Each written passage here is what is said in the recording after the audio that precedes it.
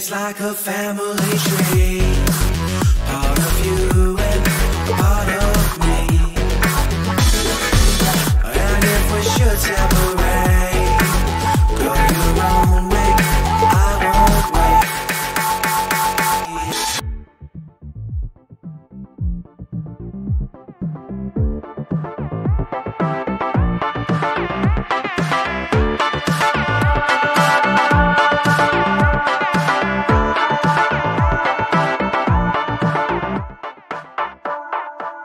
Bring the funk back.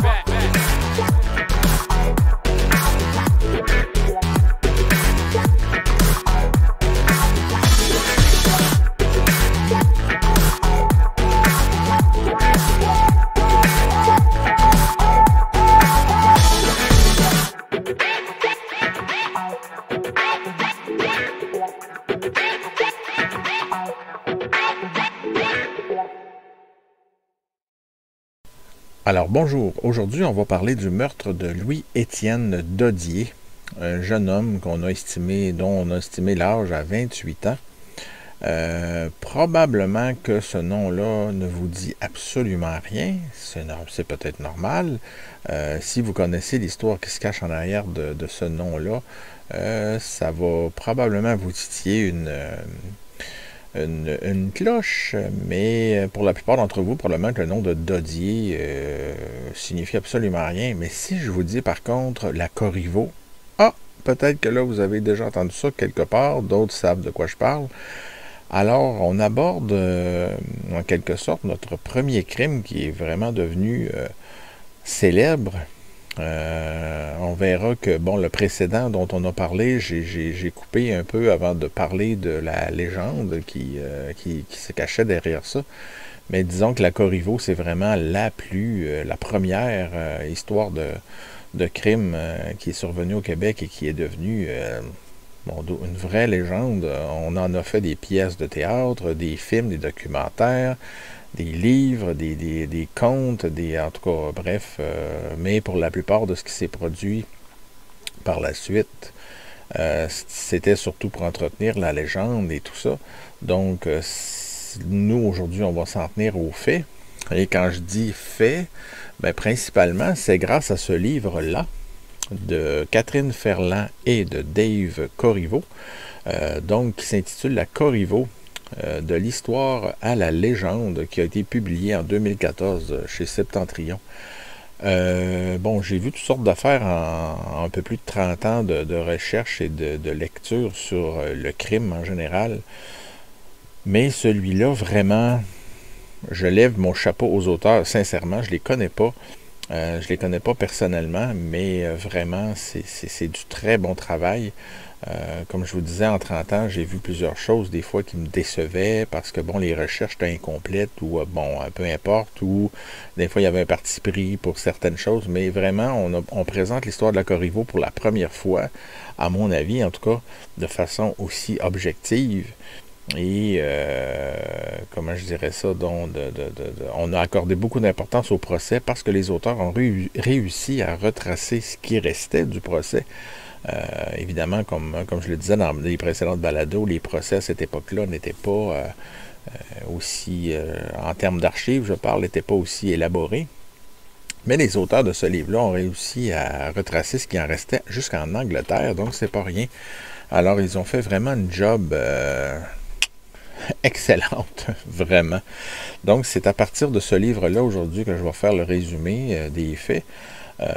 puis parler de quelques petites choses à côté. Donc, la Corriveau, elle s'appelait Marie-Josette Corriveau. Donc, son vrai nom, c'est un peu péjoratif de dire la Corriveau, mais c'est une habitude, je pense, qui a été repris par la suite, là, surtout par la presse, pour parler des femmes qui étaient accusées de meurtre. Par exemple, Marianne Hood, on l'a appelée la femme Gagnon. Dans l'affaire de Sautocochon, on a appelé Madame Marguerite Pitre la femme Pitre, etc. Donc, je vais passer, évidemment, si vous voulez plus de détails, n'hésitez pas à consulter le livre que je viens de vous présenter sur la Corriveau, parce que là, vous allez pouvoir vraiment, ce livre-là va pouvoir vous permettre d'aller en profondeur. Donc, moi, je vais couper. Je vais commencer à couper ce qui était de la vie avant le crime. Donc, son premier mari, le premier mari de Marie-Josette Corriveau, est décédé le 25 avril 1760. Alors que, bon, on le sait, la Nouvelle-France, à ce moment-là, était en pleine tourmente. Les Anglais venaient d'arriver. On venait de perdre la bataille des plaines d'Abraham et tout ça. Donc, c'était une période transitoire, si on veut. Et justement, ben,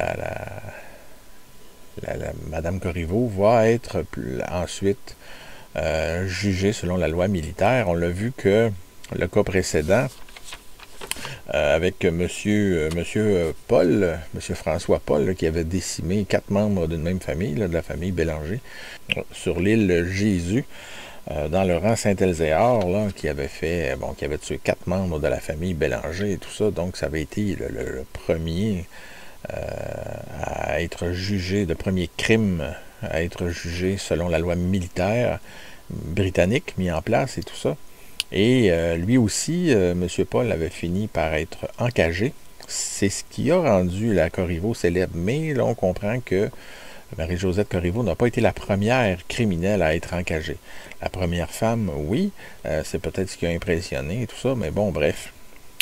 Donc, elle perd son mari, elle devient veuve le 25 avril 1760, mais elle se remarie le 20 juillet 1761 avec Louis-Étienne Dodier. Selon les auteurs que je viens de présenter, donc Ferland et Corriveau, le couple vivait dans une situation aisée, mais sans être nécessairement dans le luxe. Mais pour l'époque, bon, disons qu'il n'y avait pas de tracas financier de ce côté-là. Ce qu'on nous apprend, ce que les auteurs nous apprennent, parce que là, peu importe ce que vous avez entendu sur la Corriveau, si vous ne savez pas, si c'est la première fois aujourd'hui que vous entendez parler de la Corriveau, ben tant mieux, on va partir sur de nouvelles bases. Mais si vous avez des idées, vous avez entendu telle rumeur et tout ça, ben là, aujourd'hui, on va laisser ces rumeurs-là de côté. Moi, ma job, c'est les faits. Les rumeurs, les légendes, je laisse ça à d'autres. Même si c'est bien le fun, des fois, de se laisser raconter des légendes, puis de partir sur des « ah, ouh ». Voilà.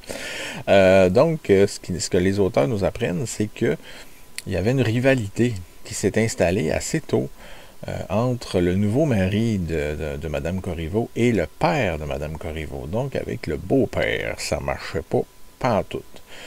Donc, ils se sont disputés plusieurs fois, tellement qu'il y avait des ragots qui commençaient à courir. Donc, c'était comme assez connu là, que les deux hommes s'entendaient pas du tout et qu'ils se disputaient. En tout cas, ça avait l'air d'être assez régulier, leur affaire. Et il y a une altercation qui survient à un moment donné, que les auteurs soulignent. Avec une hache à la main, Corriveau s'est précipité sur Dodier pour... bon, visiblement, c'était... aujourd'hui, il aurait pu se mériter une accusation de tentative de meurtre à ce moment-là, parce que quand on fonce quelqu'un avec une hache à la main, c'est pas pour y faire des toasts au beurre de pinot.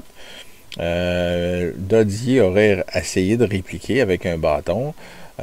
Bon, heureusement, cette fois-là, les coups ont été évités, et c'est un certain monsieur Labrec, là, qui, a réussi à atténuer la dispute ce jour-là.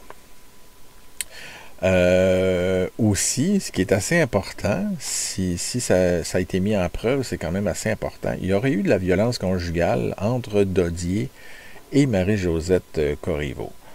Donc, ça pourrait nous donner un motif après là, pour voir ce qui a pu se passer pour justifier le crime.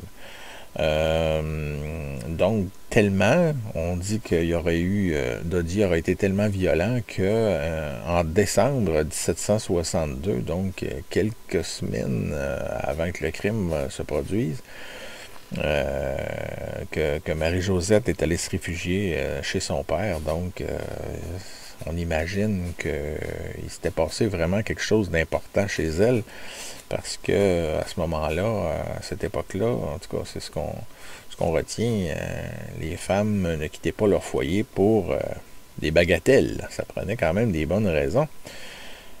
À la fin de 1763, là, le père Corriveau en a vraiment assez, puis là, il va se plaindre à cette époque-là. On était dans une époque transitoire, là, fait que au lieu d'aller se plaindre comme on le ferait aujourd'hui ou comme on le ferait un peu plus tard, à un représentant de l'autorité, un grand connétable, le curé ou peu importe, lui est allé voir le major Abercrombie du 78e régiment, donc un Britannique évidemment, c'est eux qui étaient en train de prendre possession du territoire à ce moment-là. Et lui est allé se plaindre là, de son gendre et tout ça. Mais on ne connaît pas les détails verbaux, évidemment. Là. Mais M. Corriveau a été insatisfait de l'attitude du major Abercrombie.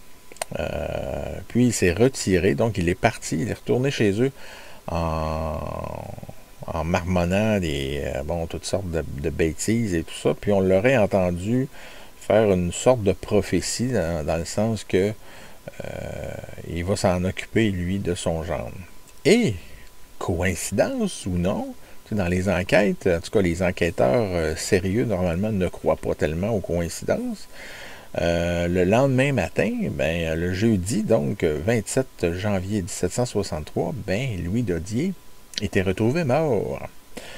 Alors que la veille, on se souviendra, M. Corriveau était allé se plaindre contre lui, justement, pour qu'on fasse quelque chose, parce que là, probablement qu'il y en avait assez que sa fille soit victime des violences de ce monsieur-là.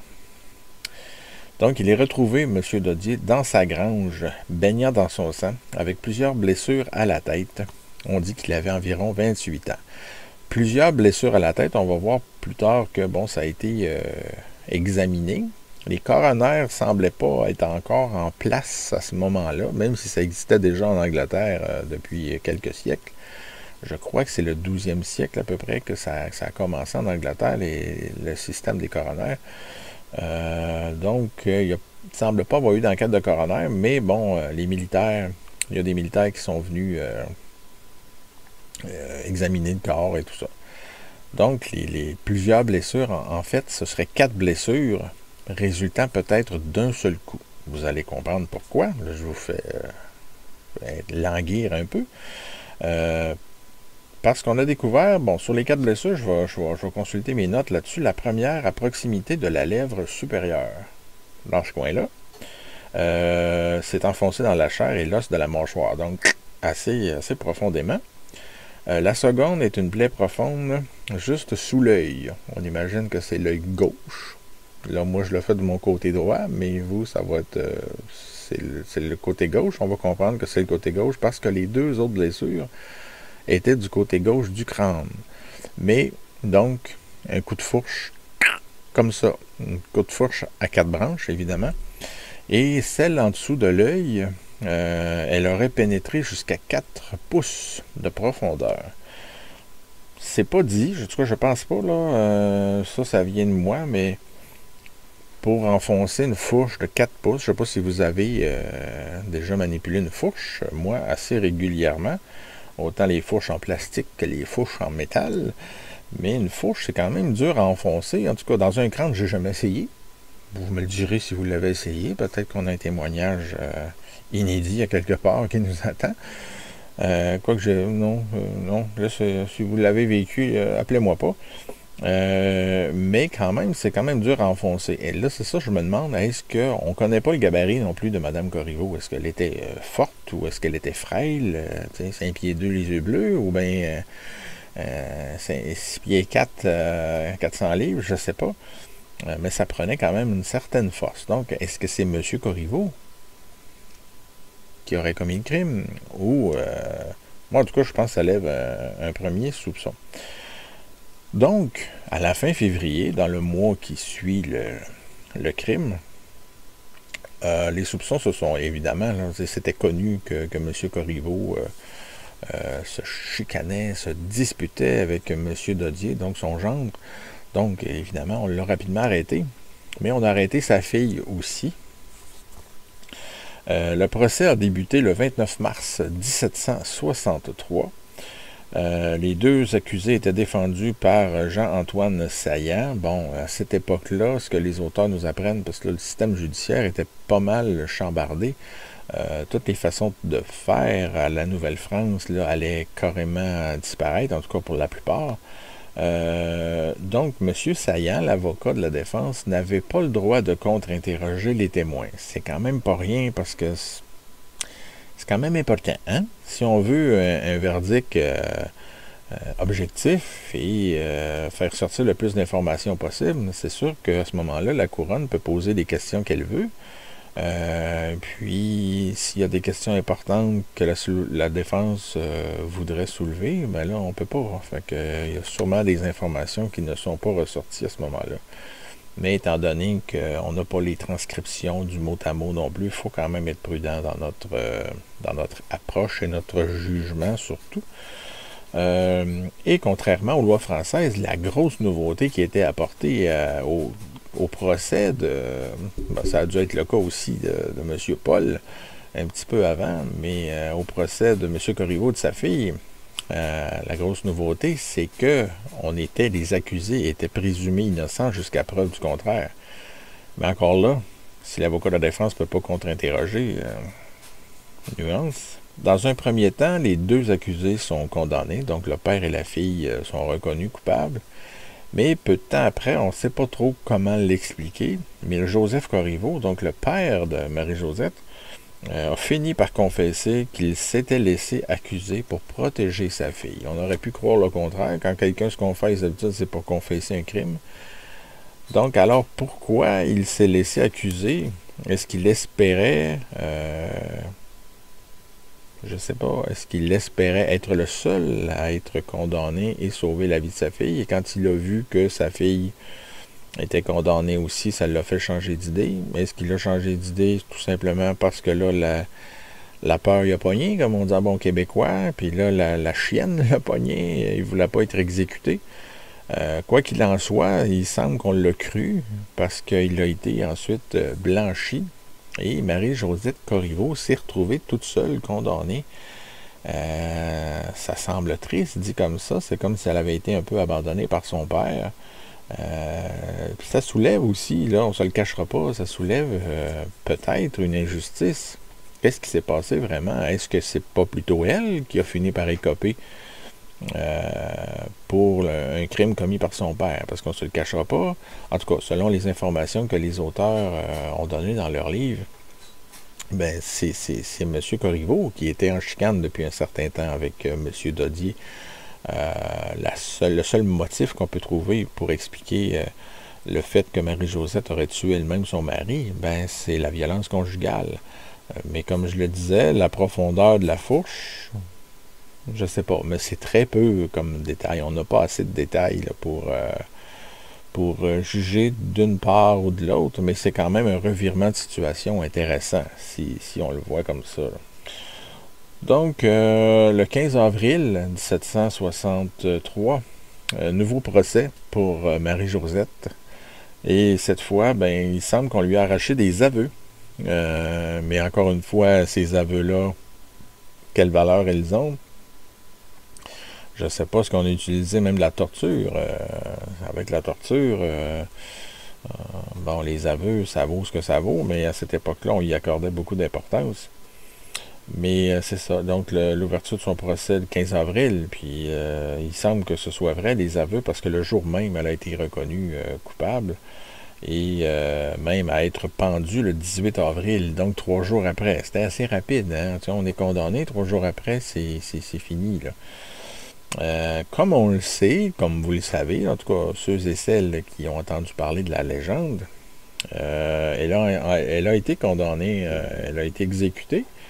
puis ensuite enfermé dans une cage de fer. C'est surtout ce qui a caractérisé la Corriveau.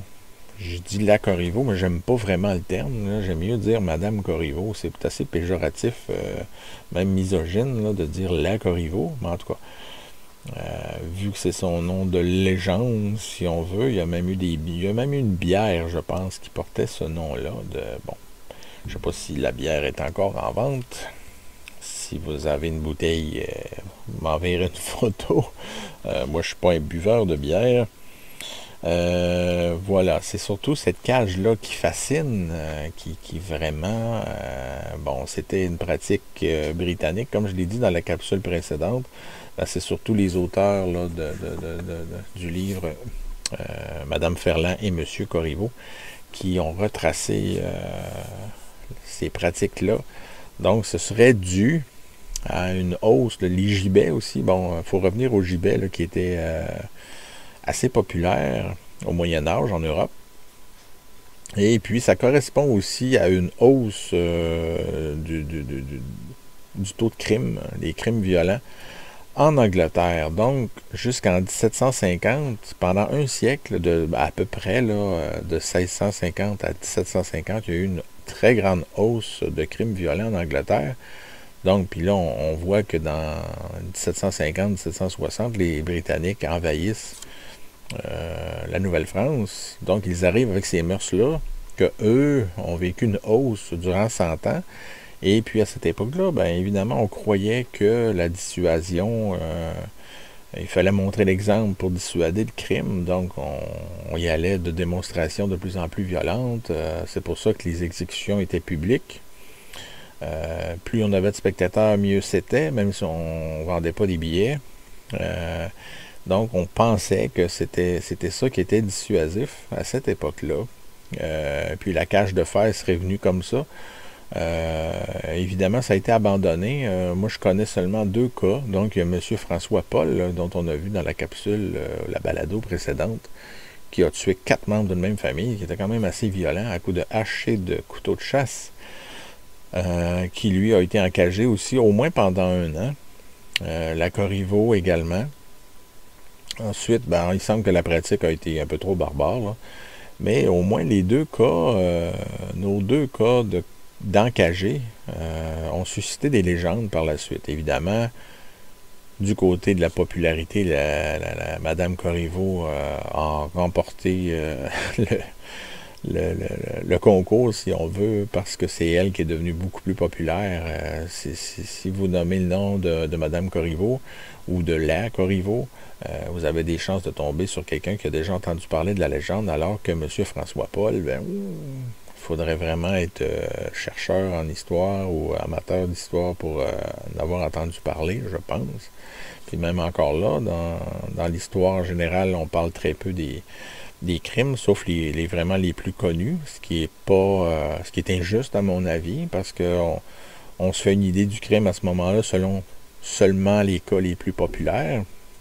Donc, c'est un peu plate. Alors voilà, je n'irai pas dans le détail sur tout ce qui a été écrit et fait ensuite sur Madame Corriveau. C'est devenu vraiment une légende. On a raconté toutes sortes de choses, entre autres là, qu'elle aurait tué plusieurs fois, plusieurs hommes, qu'elle versait du plomb dans les oreilles de ses époux pendant leur sommeil, à toutes sortes de choses là, assez loufoques. Alors que dans les faits, si vraiment elle a été condamnée pour le crime qu'elle a commis, ben c'est avec une fourche, un coup de fourche dans le front, comme on dit, paf, c'est fini. Mais encore là, les auteurs, tant qu'à moi, soulèvent aussi un petit doute. Est-ce que c'est pas le père, plutôt, de Marie-Josette Corriveau qui serait responsable de ce crime-là? Donc, qui était-elle vraiment au quotidien? C'est ça, des fois, qui me fascine, moi, dans les recherches. C'est une question qui revient de façon cyclique. Surtout quand c'est des crimes qui datent d'une époque lointaine comme ça. J'aimerais, moi, personnellement, savoir quel genre de personnalité elle était. Bon, tout ça. J'imagine que si elle a vécu un peu le seul élément, dans le fond, qui peut m'aider à me faire une idée de sa personnalité, c'est le fait qu'elle a été victime de violences conjugales. Donc, j'imagine pas une femme de tête, je sais pas, mais c'est très peu là, pour se faire une idée, évidemment. Est-ce qu'elle était grande? Est-ce qu'elle était petite? Est-ce qu'elle était sans défense? Est-ce qu'elle était gentille? Ou est-ce qu'on n'en a aucune idée? Donc, voilà. Mais les faits, je lève encore vraiment mon chapeau aux auteurs. Si on veut se faire une idée selon les faits, il semblait pas... Madame Ferland, Catherine Ferland avait écrit d'autres ouvrages avant celui-là. Donc, en histoire, évidemment. Donc, mais il semblait pas avoir d'expérience nécessairement dans la reconstitution de procès criminels. Mais quand même, la job a été très bien faite.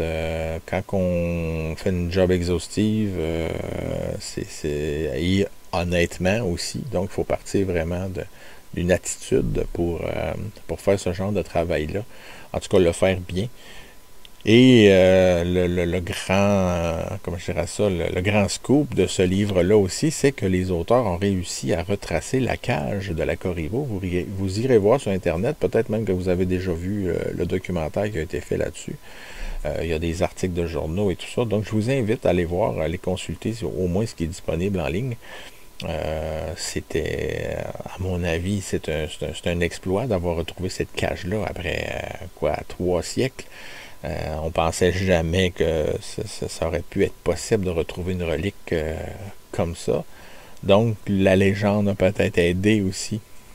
Comme je le disais, pour Aurore l'Enfant Martyr, tout ce qui a été écrit de fausseté, de romans et de tout ça, bon, c'est assez décourageant des fois pour les faits, mais par contre, ça permet peut-être d'alimenter puis de tenir en vie une légende pour qu'on en parle encore aujourd'hui et que ce soit un minimum intéressant.